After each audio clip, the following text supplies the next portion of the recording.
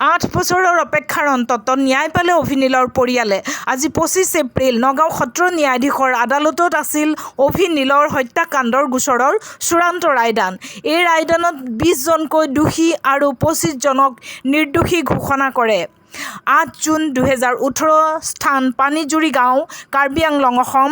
তাতেই তেওঁলোকক ভুৱা বাতৰি প্ৰভাৱ পৰি 2জনকে হত্যা কৰা হৈছিল ৰাজহুৱাভাৱে মাৰধৰ কৰি অভিনীলক হত্যা কৰিছিল।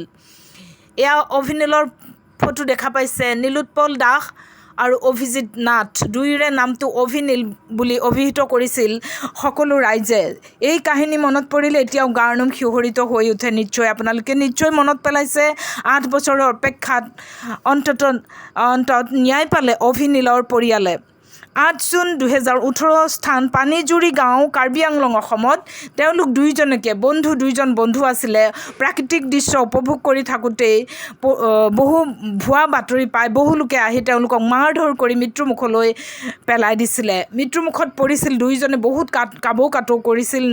তেওঁলোকক দোষী নহয় বুলি বহুত কান্দিছিল, কিন্তু তেওঁলোকৰ মুখলৈ নাচাই তেওঁলোকে মাৰিছিল। সেই মাৰা কেইজনক 20জনক যাৱজ্জীৱন কাৰাদণ্ড বুলি ঘোষণা কৰা বুলি গম পোৱা গৈছে। আপোনালোকে নিশ্চয় গম পাইছে। 8 বছৰ অপেক্ষাৰ অন্তত অভিনীলৰ পৰিয়ালে